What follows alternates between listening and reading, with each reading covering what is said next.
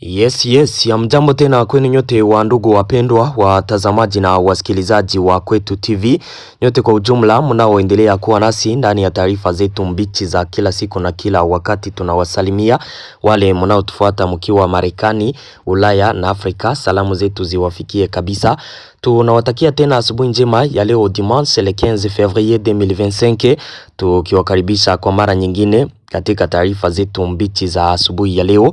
Kama kawaida tumewaletea habari kuhusu hali ya usalama mashariki mwa nchi ya Kongo pamoja na taarifa mbalimbali tena tofauti zinazosemekana nchini Kongo. Habari zetu mbichi ambazo tumewaletea asubuhi ya leo tutawapeleka moja kwa moja huko Walikale katika maeneo ya Mpombi na Iteya kwenye AFC M23 ilipigwa ndugu zangu. Usiku huu walitokea Mpeti wakatake eneo hizo walipigwa na wale wa komando Hibu vya kutisha sana. Tutawaambia jinsi kule mambo yalikuwa. Upande mwingine tumewaletea taarifa mbalimbali kama kawaida. Tutawaambia kuhusu jeshi la Kongo kule Ituri ambalo linaendelea kufanya operation zidi ya wanamgambo wa CRP wale wa Thomas Lubanga katika maeneo tofauti. President Evariste Ndayishimiye wa Burundi alikamata uongozi kabisa wa Umoja wa Afrika ni siku ya jana ambapo walikuwa huko Addis Ababa Ethiopia.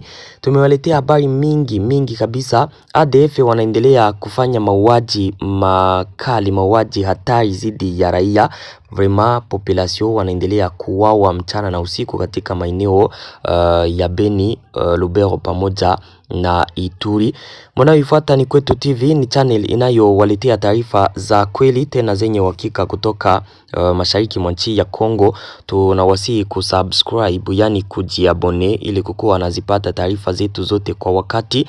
Mkumbuke kucomment na kulike habari hizi pia na kuzisambaza kwa walio wengi ziwafikie. Muendelee kujiunga nasi na grupe yetu ya WhatsApp ili kukuwa nazipata taarifa zetu zote kwa wakati. Namna ya kujiunga nasi na grupe yetu ya WhatsApp, gusa pale kwenye titre, pale chini ya titre mu description utapata linki yetu. Bila shaka uguse kwenye linki hiyo utajiunga nasi na utakuwa ukipata habari zetu zote kwa wakati. Bila kupoteza muda wetu, tufungue ukurasa wetu wa habari, tuwapeleke moja kwa moja huko Walikale ni waambie jinsi mambo yalikuwa usiku wa jana. Donc usiku wa jana wa kuamkia asubuhi ya leo dimanche katika maeneo ya Iteya na Mpombi. Mnajua AFC M23 inaendelea kufanya maoperation mo Walikale ili isonge mbele ielekee Pinga. Nadhani ya kwamba hayo mnajua sana. Walikuwa wakirenforce katika eneo ya Mpeti na Minjenje wakipigana sana ili avance kwenye maeneo yanayoelekea Pinga, mkiwemo zile eneo za Iteya na Mpombi kwenye walikuwa wakiatake sana na vilishaka shindikana. Usiku huu waasi wa AFC M23 waliondoka katika eneo ya Mpeti. Ilikuwa saa 3 usiku, wakaingia katika maeneo ya misitu, wakadeborde hawakupitia ile route pamoja na ile mto Luholo, ile riviere ya Luholo. Hapana, hawakushuka route yote, walipitia njia ya misitu ili wadeborde kwanza jeshi la Kongo, kwa sababu kule walikuwa wameipanga operation sana ya kukamata eneo ya Mpombi na Iteya, hizi eneo mbili ambapo ingelikuwa avantage yao sana kuendelea kuzogelea eneo ya Pinga. Walipitia njia ya misitu wakaenda, ikafika saa saa 5 saa 6 na waisha karibia eneo ya Iteya pamoja na Mpombi. Ndipo wakati walikuwa katika misitu hiyo saa 7 usiku, wengine wakatokea Mpeti kuile riviere bay ya Luhulu pamoja na ile route, kwa sababu ziko kama njia moja, ile route na ile riviere zinapitia njia moja, donc ziko kama zinaendana. Wakaatake mapozisio ya FARDC katika eneo pale za mbele mu vile vilima na misitu pale eneo ya mbele ya Mpeti mu mapozisio ya FARDC. Ilikuwa saa 7 usiku.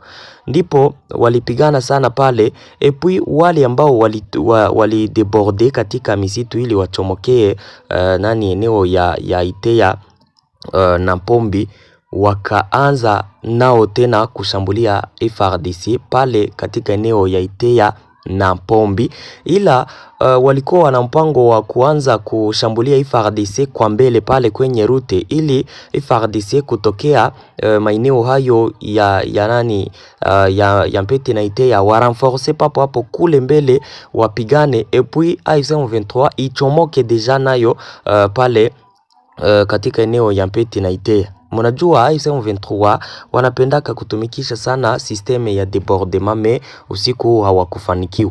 Wakiwa katika hiyo misitu, kabla yao kuchomokea katika eneo ya Iteya na Mpombi, kwa sababu walikuwa na wameanza deja kupashambulia, ndipo walipigwa sasa na wale wa unité ya Komando Hibu mfululizo kabisa. Walishambuliwa ni pale katika misitu hiyo, wakatawanyika. Mnajua kutawanyika, kukimbia kabisa na aujue kwenye unaelekea. Wanajeshi 17 wa AFC M23 walikamatwa mateka, kwa sasa wako pale katika eneo ya Iteya.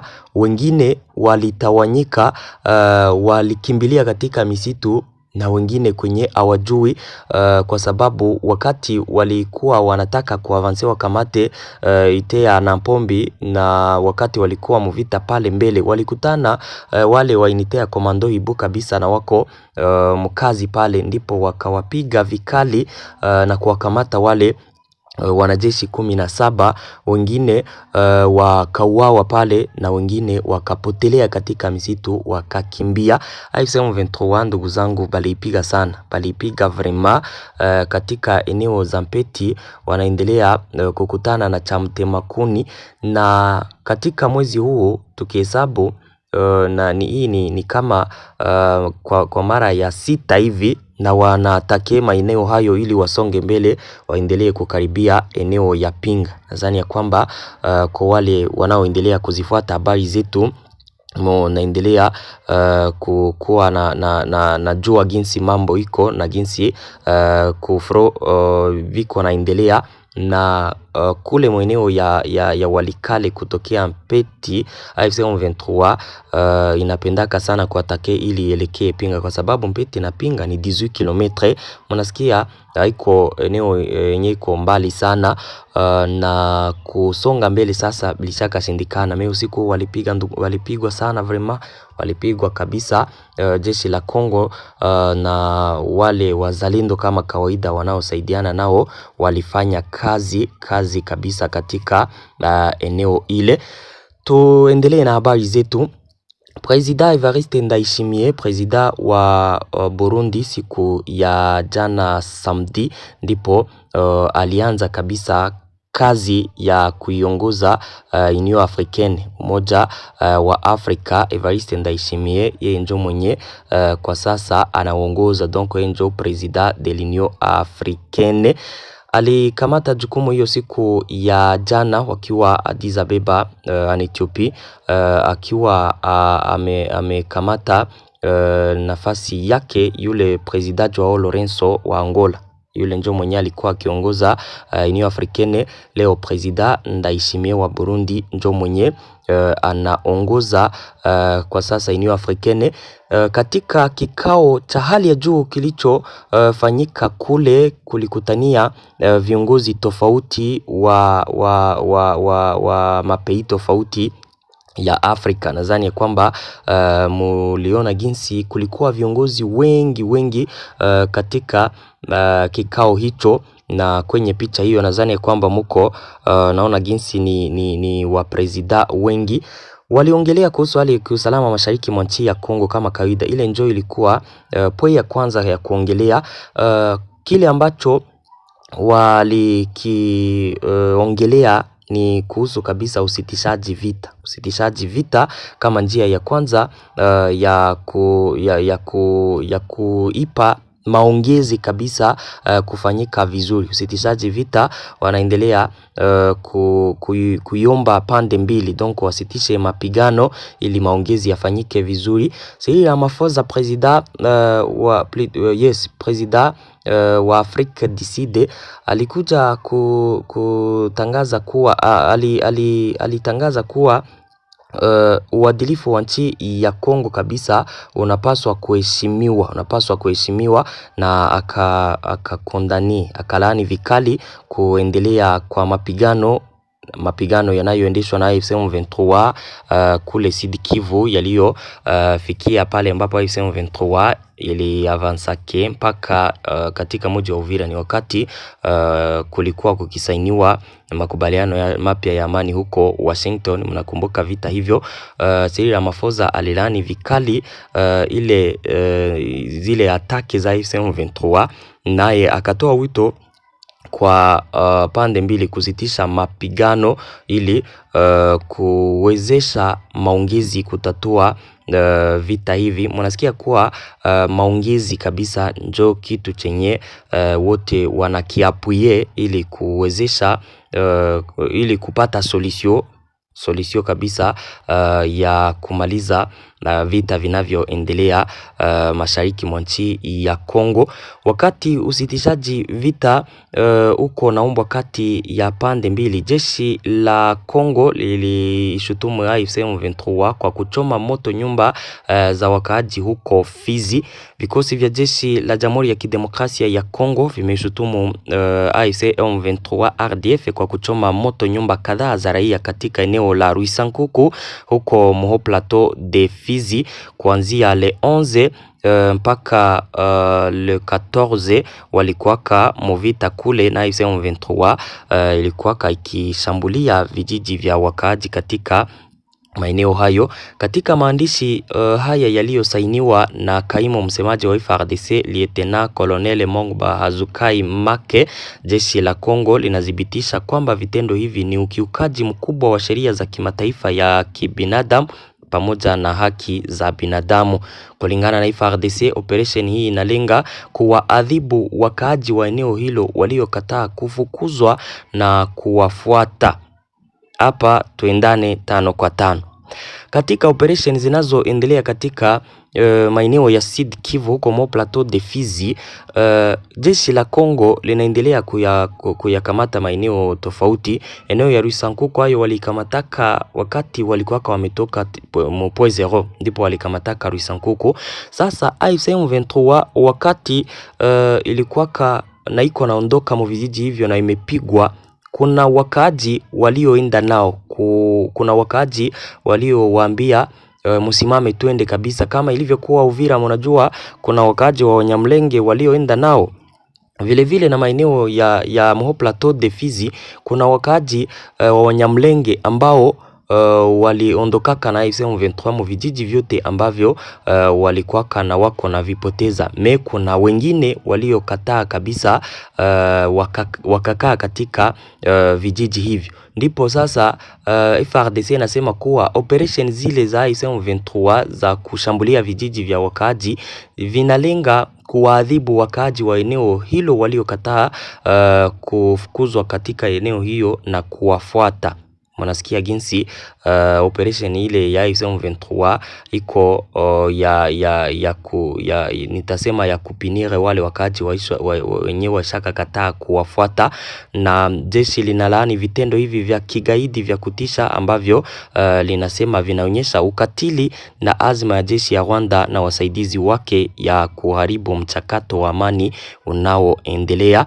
Ni wakati shutuma hizi zinakuja huko Kinshasa ikitangaza kwamba imekubali pendekezo kutoka Angola la kusitisha mapigano kati ya serikali ya Kongo na M23 kuanza kutumika saa 6 mchana mnamo le 18 février 2025. Na mnasikia kuwa deja hata kama kuna usitishaji vita unaoombwa na viongozi tofauti. AFC M23 inaendelea kufanya vita katika maeneo tofauti. Jeshi la Kongo linaishutumu kabisa kwa vitendo hivyo, kuwa wanaendelea kushambulia wakaaji na maeneo yale walioyapoteza, ikisema kuwa ni kukiuka kabisa haki za binadamu. Tunaendelea na taarifa zetu. ADF ndugu zangu wanatesa wakaaji. ADF wanaendelea kuwaua wakaaji sana tena sana kabisa. Nirudilie hiyo ili msikie. ADF wanaendelea kuua wakaaji sana kabisa. Jana watu waliouawa wawili waliuawa kabisa na ADF vibaya sana. Ilikuwaka na ni asubuhi siku ya jana ambapo wakaaji wawili wa mama walitokaka katika eneo ya Mavete inayo patikana mu kilomita 6 na eneo ya Oicha. Deja mnasikia kuwa ni Beni. Hao wakina mama walikuwa wameelekea katika shamba zao kwa kufanya shughuli za kulima kama kawaida, na wakati walikuwa wakielekea katika shamba zao wakakamatwa na wanajeshi wa ADF. Papo hapo walichokifanyiwa, walikatwa na mapanga vya kutisha. Ndugu zangu, ADF inapaswa kushughulikiwa. Operasyon inapaswa kufanyika zidi ya ADF, jeshi la Kongo kule na UPDF. Kwa nini sasa hawafanye ile operasyon wakati population wanaendelea kuuawa kiasi hiki? Kama tatizo wanayoisema kuwa ni wanajeshi wachache kule, mbone wanajeshi ni wengi nchini Kongo? Mbone ni wengi kule kabisa? Mbone kuna maeneo mengi yenye kuna usalama kabisa, hakuna vita? Wanajeshi huko wanafanya nini? Si waondoke kule waende kufro pale kwenye kuko matatizo, wapigane, wakaaji wapate usalama. Vraiment Lubero, Beni pamoja na maeneo ya Ituri wanateseka na ADF sana. Wanaendelea kuua wakaaji, na hao waliuawa baada ya siku moja, si siku yote, ni masaa tu, na wengine 15 na wameuawa. Sasa mnasikia vraiment ADF wanaendelea kutesa wakaaji. Jeshi la Kongo wasimame kabisa, wapigane na wahasi wale wa ADF. Na tukiendelea na habari zetu, jeshi la Kongo linaendelea kufanya operation zidi ya wanamgambo wa CRP, na wale wanamgambo nao wanaendelea kuzifanya operasyon zidi ya jeshi la Kongo na vijiji tofauti. Kuanza na operasyon za FARDC zenye wako nazifanya, jeshi la Kongo litangaza kuwa iliwaangamiza wanamgambo 10 na wawili wa CRP wale wanaongozwa na Thomas Lubanga. Ni operasyon zilizoanza le 12 jusqu'à le 14 jana. Mapigano hayo yalitokea katika eneo la Jugu, haswa ndani ya eneo la uchifu la Bambisa, na yalilenga maeneo ya Bini pamoja na vijiji vya Musa na Musamba. Chini ya amri ya Lieutenant General Luboya Nkashama, gavana wa kijeshi na kamanda wa operation, jeshi la kawaida liliwaangamiza wanamgambo 12 na pia wakazipata silaha 7 za AK47, risasi na hatari zingine mbalimbali za kivita, huku likiwakamata washambuliaji kadhaa, alisema Zile Ngongo, msemaji wa jeshi katika eneo la Ituri. Tena Zile Ngongo Chikudi, msemaji wa sekta ya uendeshaji ya Ituri, alielezea kwamba vitendo hivi ni sehemu ya msako wa kimfumo zidi ya wanamgambo hawa ambao anawaelezea kama mshirika wa M23. Alitangaza kuwa tunaendelea na operation katika eneo la Mabanga kama tulivyofanya huko Nyamamba. Tutaendelea kufanya hivyo na eneo ya Mabanga na Bule na kila mahali. Usalama kabisa wa watu unatishiwa na usalama unapaswa kupatikana katika maeneo hayo. Pale ni maeneo ya Jugu, ya teritwari ya Jugu, kwenye jeshi la Kongo linaendelea kufanya operation za ratissage, acha niseme hivyo, likiwakamata wanamgambo wa CRP wengine kuangamiza sana. Katika mkondo huo msemaji wa jeshi alitoa onyo kwa wapiganaji ambao bado wanafanya kazi katika eneo hilo. Akasema kuwa ni wakati mwafaka wa kuweka silaha chini na kujisalimisha kwa vikosi vya jeshi. Kutakuwa na huruma kwa wale wanaovuruga utulivu katika jimbo hilo. Ikiwa hawataondolewa kwenye uwanja wa vita, watakamatwa, watashtakiwa na kufikishwa mbele ya sheria. Kulingana na Lietenaji Ngongo, kujisalimisha kunasalia kuwa chaguo pekee kwa wanamgambo hawa ikiwa wanataka kutoa maisha yao, kwani jeshi limeazimia kuangamiza kabisa wahalifu. Wakati jeshi la Kongo linaendelea kuzifanya operasyon za kuwasaka wanamgambo hao, nao wale wanamgambo wanaendelea kuzifanya operasyon kwa sababu kuna afisa wa polisi ambaye aliuawa na silaha zikachukuliwa na wale wanamgambo wa CRP.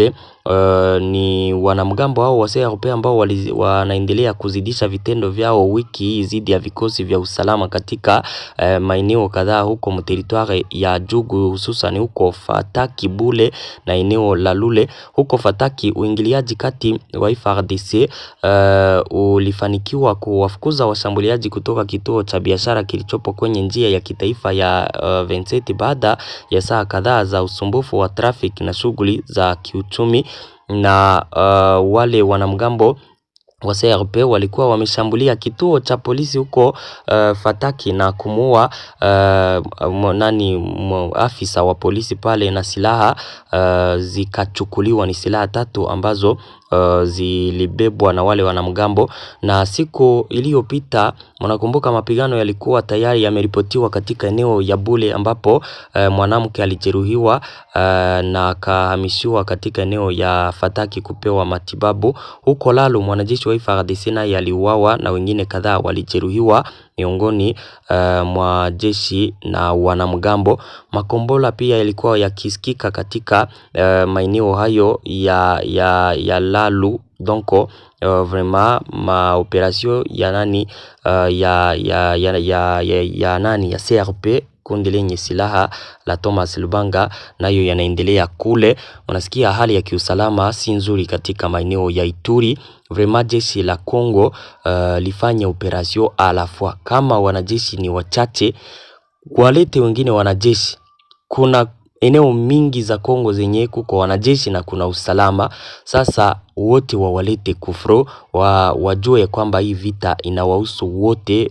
Amani ili ipatikane, wote wanapaswa kuchangia katika katika operasyon za vita, katika vita wanayoendesha ili amani ipatikane mashariki mwa nchi ya Kongo. Province yote yanapaswa kuchangia katika hilo. Na kuna kuwaka tatizo moja, ile tatizo ya kusikia kuwa vita vinavyoendelea vinawahusu wote. Inachaka kabisa nguvu nazo za kupigana vita hivi hazitapatikana kama inavyohitajika. Ndugu zangu, asante. Hizo ndizo habari ambazo nilikuwa nimewaletea asubuhi ya leo. Nawashukuru sana, tupatane katika taarifa zifuatazo. Merci beaucoup.